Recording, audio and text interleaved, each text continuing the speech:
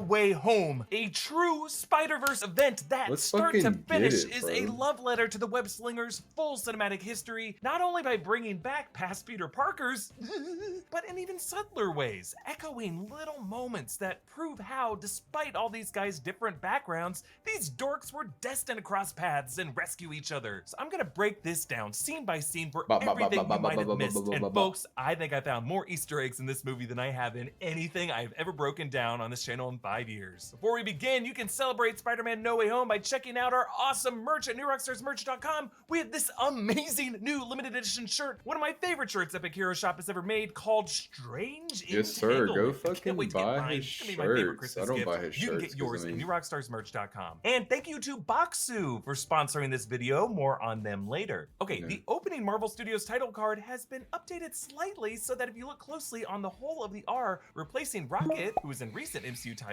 is now Peter Parker. The moment he came back through that that's pretty portal to cool. join Cap in Endgame, this movie will also make grown men cry, seeing Spider-Man arrive through portals twice. So we open immediately where Far From Home You know, left I wonder how this dude gets the pictures of like the movies, right? Because I mean, off. The those audio of that the news footage isn't just broadcast in out J. there, Jonah right? Jameson's Daily He's like Bugle taking revealing pictures of Peter it. Parker's identity by Mysterio's doctored footage. Director John Watts recreated that 2019 scene to near perfect detail before it ended by cutting off Peter's F-bomb, which itself was a callback to Aunt May's final line in Homecoming. I wish it would have ended like that Now, in the a third car one. horn censors out the word, and MJ is once again in her Joan of Arc shirt, but the three extras behind her are dressed exactly like the three guys behind MJ in the Far From Home scene. But the one major difference is that MJ now wears the broken black dahlia necklace that Peter bought her in Venice and gave to her in London. I actually like it better broken. This necklace is the key to Peter and MJ's relationship because in the final scene, despite her memory of Peter Yeah, she's being still wearing erased, that hoe. something compels her to keep wearing that. Proof that she wasn't just with Peter because he was Spider-Man, and that Yeah, she that's what another thing too. Hopefully, I think he's about to mention it, but Doctor Strange says, if she knew you, like if she loved you before Spider-Man, she still like can love you or something. You know what I'm saying? Like I think that's what it. ever for That's what that it's I saying. love you because she likes things better broken. Notice how one of the onlookers says, You're just a kid? just like one of the onlookers on the train says in Spider-Man 2 when that I remember Peter that got shit too. unmasked. As soon as I heard it, yeah. Just a I fucking love. Peter swings MJ Spider-Man. through Times Square where Jameson's inescapable Obviously, like broadcast everybody else. includes an image of Peter's face half covered, as it often is in the Spider-Man comics, and they pass two billboards for Rogers the Musical, the Captain America musical from Hawkeye on Disney+. Peter lands MJ on the Queensboro Bridge where they are spotted by passengers on the nearby Roosevelt Island Tramway, famous from the 2002 Sam Raimi Spider-Man film as the setting of the final battle where Green Goblin made Peter choose between Mary Jane or suffer the children. And then right after getting that Toby era reference, Yeah, we it was get very- an it was a good Andrew scene. Garfield era reference when Peter thwips the manhole cover, recalling the very last time we saw Andrew Garfield on screen as Spider-Man. This is in front of Delmar's Deli. in Honestly, like I Queens. shit on Andrew Garfield's Spider-Man a lot, like his Amazing Spider-Man, like this their take on it, I guess you can say, but like the fighting scenes in Amazing Spider-Man are really, really good. I mean, you can say like everything else is like okay then too, but like this is just the fighting that I really like. I need to go back and rewatch them, but Peter's favorite spot that showed up in Homecoming and in a deleted scene in Far From Home, but notice how it now reads Delmar's 3 for this being the third Tom Holland Spider-Man movie. Back in their apartment, Aunt May dumps Happy, oh, but then they walk in on MJ and Peter declothed, bro, I saw this shit and I was like, this fucking dude is ripped. Like he looks like a ripped fucking 15-year-old.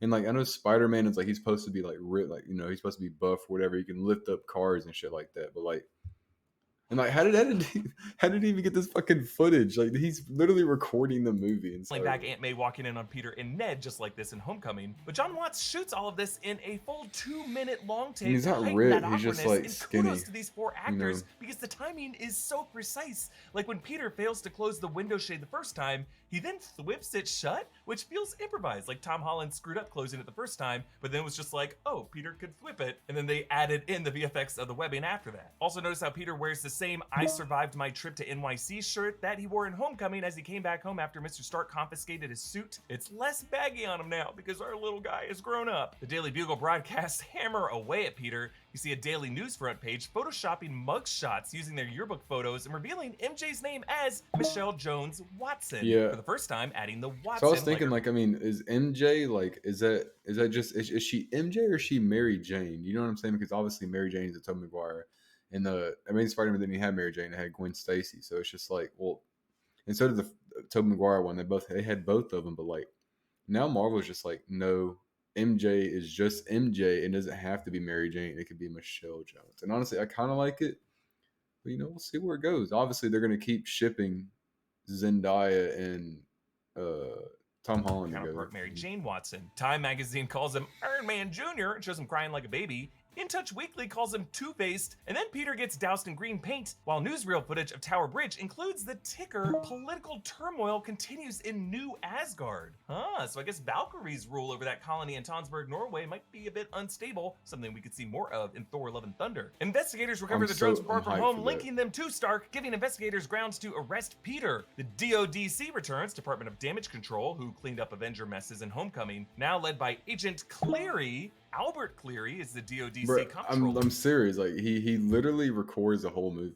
Like I know I've said it like 3 times now, but he records it. They take some evidence photos. Look at it. Like he has pictures of MJ everything from the Homecoming dance. Interesting how Peter is not in that picture though. Keep that in mind. We see Peter's Star Wars figurines. There's a photo taken of the Iron Spider charging station without the suit in it though. And you see all that tangle of plugs into that one wall outlet. Also, we see the Edith glasses that Mysterio was trying to steal from him, and a bunch of PlayStation games because Sony. During the interrogation, Peter wears the physics are theoretical, but the fun is real shirt that he wore in Spider-Man Homecoming when Tony Stark dropped him off back in Queens. Agent Cleary says Fury's been off planet for the past year, so Peter thought he was talking to Fury during Far From Home, but he was actually talking with the Skrull Talos, also confirming that the DODC is more aware of Fury's movements than most Avengers are. Also, that Agent Cleary just made my list of Skrull suspicious ahead of Secret Invasion. Because how else would he know that? Stark Industries, the company itself, gets swept up in the investigation. I think all of Agents of S.H.I.E.L.D., like they're all Skrulls now. I mean, I have never watched the show Agents of S.H.I.E.L.D., but I think they're all like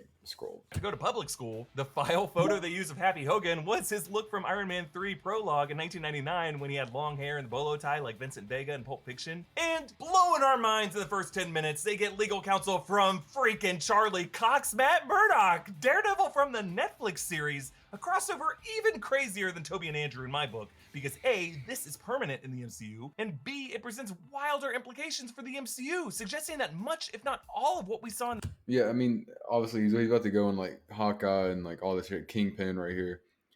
Like, if they're making Daredevil canon, they should make like Luke Cage canon. But then if they make Luke Cage canon, then they have to make what's the other dude? Fucking samurai guy. It was kind of bad though, but I mean, Netflix Marvel shows could Luke now Cage be is MCU cool as fuck, canon. though. And we just saw Cox's co-star Vincent D'Onofrio appearing as Kingpin in Hawkeye, and that finale episode will apparently give us some clarity on the exact canonicity of all those stories. But to be clear, this Matt Murdock is the superpowered Daredevil. A brick flies in through the window and he catches it with lightning fast reflexes, but I love how Peter's hand was also ready to catch that brick too, since he has Spidey sense. Also, fun fact, Jon Favreau played Foggy Nelson in the 2003 Daredevil. Cool! So they have to move into Happy's condo, where he swiped Tony's dumb E-robot that we saw in the first Iron Man film, also recovered in Iron Man 3, and we saw Happy yelling at it in Homecoming. Now, first on the TV, there are some people complaining about the new changes to the Statue of Liberty, which I agree. Why would you add Cap Shield to it? Also, while they're in the condo, Happy watches Downton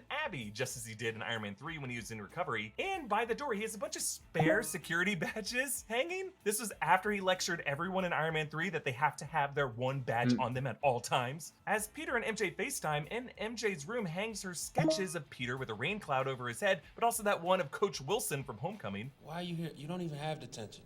Oh, I know, I just... I fucking love Coach Wilson. Hannibal Buress, is that his name? He's so hilarious, bro. Dude, like he has this like weird, awkward energy, but he carries like he just like, if it's a comedy and you just let him write his scene, I feel like he can do it better. But like, dude is really, really good at comedy and really good at like awkward comedy. And I hate that it was only in here for like not even 2 minutes in the movie. It was kind of sad. But It's like coming here to sketch people in crisis. It's you. There's also that same photo of her and Ned from Homecoming, again without Peter in it, and a photo of pigeons in Venice. And on the bed behind her, she is reading Maya Angelou's I Know Why the Caged Bird Sings. In this conversation, Peter mentions his spider bite. Ever since I got bit by that spider, I've only had 1 week where my life has felt normal. This is actually only the second time in the MCU that Peter really Again, how is he getting these sound bits? Like, the movie just came out. Like, it just came. I don't know if Popcorn Time has it, or if, like, I know, like, there's a couple websites that have it, but, like, this audio is so good too. Like, how is he? reference that. I want to bite know where after he his chat watches his with Ned in movies, or if he Homecoming. just You got records bit by a it. spider? Can it bite me? Well, it probably would have hurt, right? You know what? Whatever. Even if it did hurt, I'll let it bite me. Maybe. How much did it hurt? The spider's dead, Ned. Betty Brant hosts the Midtown Morning News still, a job that she apparently also balances with being an intern for the Daily Bugle on TikTok. And she says, "Go get him, Tiger!" Mary Jane's catchphrase for Peter in the comics and in the past films. Also, you can hear someone in the crowd yelling, "Do a flip!" Just like that guy in Homecoming. Do a flip! Who also came back in Shang-Chi. The protester signs include several pro-Mysterio ones, one calling Peter Devil in Disguise. So this movie's premise is loosely based on the Spider-Man One More Day comic, in which Peter goes to Doctor Strange in search of a spell to make everyone forget that he's Spider-Man, but ends up having to turn to a little girl who is revealed as Mephisto to do this instead, and actually ends with a similar reset as this film, in which Peter's identity is a secret once more, but at the cost of his relationships with MJ and with his friend. It was a very controversial comic when it came out, but like many great MCU movies, it turned a pretty divisive comic storyline into a really great work of cinema. In the crowd, there's also an MJ supporter. This is a cameo by Darnell Ashley, an actor and Zendaya's That real-life shit was so assistant. funny. Flash has published a tell-all book called Flashpoint, which is probably a nod to the DC Comics preceding timeline crossover event, with Barry Allen meeting alternate versions himself and of Batman, which is being adapted Like, into I swear, like, I know they're gonna eventually do it later on, and I'm not like whatever. That's why I'm excited for like the future too. But like DC and Marvel will eventually collab and make it happen. They're gonna make it happen. I mean, like at this point, it's just kind of like more money. I mean, you're still getting money, but do you just want an extra boost, an extra kick in your money? Yeah. another cross-franchise event with The Flash in 2022. The school's mural of great But inventors. another thing, they need to get their shit together with DC. Like, I'm not saying Robert Pattinson is going to do amazing as Batman. I think he's going to do really good. I think Ezra Miller is good as the Flash, and I think whatever her name is for Wonder Woman, she's good.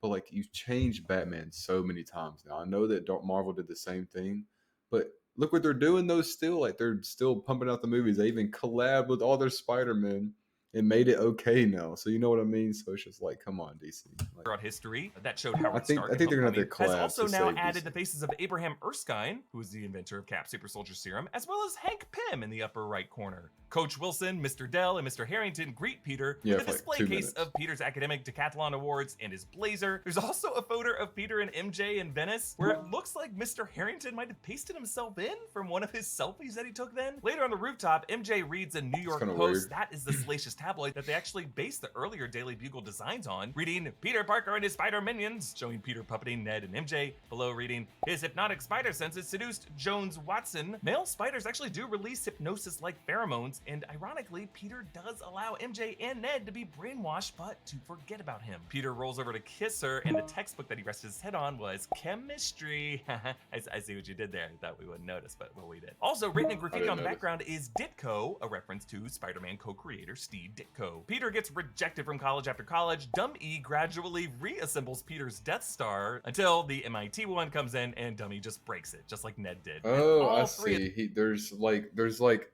words over these photos or something. This is like out of a different country. The or friends get something, right? rejected, which is a bummer That's why because there's MIT blurs is in some Tony of the Stark's spots. alma mater, where he handed out scholarships in Civil War, and where future Ironheart Riri Williams goes to school. The witch string lights actually have little goatees, making them little Doctor Stranges, giving Peter the idea of what Avenger to return to, and we hear the notes of Doctor Strange's theme here that leads Peter to 1778 Bleecker Street, the Sanctum Sanctorum. Inside, one of the shoveling apprentices is played by Emily Fong, who worked production on Infinity War, Endgame, Shang-Chi, and Black Black Widow, Wong arrives and explains how one of the Rotunda gateways opened to Siberia and let a blizzard in. We saw those gateways in the 2016 film. I will say, the production of this movie went to an insane amount of effort to freeze over the sanctum for just a, oh, left the door open to Siberia gag. I'm wondering, with those floodwaters pouring into the sanctum and the Multiverse of Madness teaser, this may be a bigger indicator of this reality destabilizing. Strange floats in wearing a Columbia University hoodie. I mean, you could say it's like destabilizing,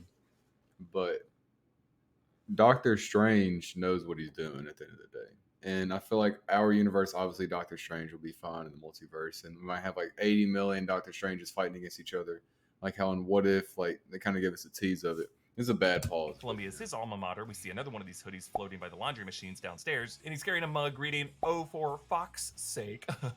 We learn that Wong actually holds the rank of Sorcerer Supreme since Strange blipped for 5 years. Since WandaVision told us that Scarlet Witch's powers surpass those of the Sorcerer Supreme, that might mean Strange might be even lower on that sorcerer hierarchy than we thought and might need her help even more. Strange says that Peter's request to reverse time is selfish, plus the time stone was atomized, but Peter says, quote, "It's not about me. I mean, this is really hurting a lot of people." In doing so, Peter uses the same words that the Ancient One used in her crucial lesson to Strange. It's not about you. And so Strange agrees to help him, using a spell called the Runes of Kafkal. Not sure the spelling, but Kafkal isn't from any of the comics that I know of, but what Wong says, the memory wiping spell travels the dark border between known and unknown realities, suggesting that to enact this spell, you have to kind of bridge with other realities of the multiverse. And he leaves them through a portal. You can see that bell tower in the background. That's actually in the Camartage courtyard. Strange explains how the Sanctum is built at an intersection of cosmic energy currents, that they weren't the first to seek this out, with walls thousands of years old, and that they shot an episode of The Equalizer there in the 80s. The spell goes crazy, and Peter shouts, "Basically everyone who knew that I was Spider-Man before should still know." That is the rule by which characters get warned. There's like a big thing, like, I mean, I keep seeing it everywhere. It's just like, he said that, so why were there not more people that knew Spider-Man coming in? Why was, like, you know, Mary Jane from Tobey Maguire's movie not coming in? Why was, you know, even Gwen Stacy, right? Because they took her from different time periods. I mean, they kind of had to explain how they were older a little bit. Like, there was one scene where he's just like, Doc Ock, I think he said, like, "You look older, Toby," or something like that. Like, or you've aged, or something. He says this reality, also suggesting that Kirsten Dunst, Mary Jane, both Harry Osborn, several others might have also been briefly walking around in the MCU, but also tells us that Venom, through his multiversal symbiote hive mind, must have known that Peter is Spider-Man, though I didn't know when Electro found out that Peter was Spider-Man, unless there's some kind of Spider-Man Mandela effect that I'm suffering from. It's possible. As this purple void surrounds them, Strange sees a glowing silhouette that looks like the glowing arms of Doc Ock, him being one of the characters that are currently spilling into this reality. So Strange has to encase this spell in a prism, similar to how Strange in What If encases Killmonger, Infinity, and Zola Ultron in a prism to contain that reality rupturing chaos. But this prism is a dodecahedron, which is made up of pentagons with 5 sides and 5 corners, because Peter changed his spell 5 times. Strange thought it was 6, but if you listen back, Peter changed it for MJ, for Ned, for Aunt May, for Happy, and then for everyone who knew. That's 5. So what was the 6th? Well, the 6th may have been a secret change by Doctor Strange so that he would still remember Peter because he loves him. At least that's my theory. Peter suits up in the Iron Spider armor, using extra wings to glide the bridge, and inside is... and I think Doctor Strange, you know, obviously at the end we'll talk about it, whatever, but like, I think he still will remember Peter Parker being Spider-Man. Heads up display, you can read up in the corner, Edith offline. Also, the voice has changed to male, and that's because the DODC has confiscated and disabled all the drone network. It's interesting that they did not take this Iron Spider suit too, but again, when they raided its place, that suit was not charging in the port. So I don't know, maybe Peter tried to flush the nanotech down the toilet. Now, on this bridge, there are a ton of license plates, and I can tell you folks, I looked at all of them, because John Watts loves to hide Easter eggs in his license plates. But the only ones I could actually decode to mean anything were a Nissan with SEYS1DP, and earlier there was an anagram book on Peter's shelf, so this plate... I mean, it's cool, but they spend like millions of dollars, and this is some of the stuff they spend millions of dollars in doing. I guess the Easter eggs are cool though, but plate rearranges to Spideys, plural, which could be a clue for multiple Spideys being in this movie. And of course, the MIT woman's car is 63A5M3 or 63ASM3 for 1963, Amazing Spider-Man #3, the comic debut of Dr. Octopus, who arrives in the scene, played once more by Alfred Molina from the 2004 Spider-Man 2. He looks awesome. Composer Michael Giacchino samples Danny Elfman's Doc Ock theme from that film. Dude, I swear, like Doc Ock Ock is such like a cool character. If you just think about, dude has fucking like 8 just robotic arms and he can control at any point at all, and it's just cool. He's like a regular dude, right?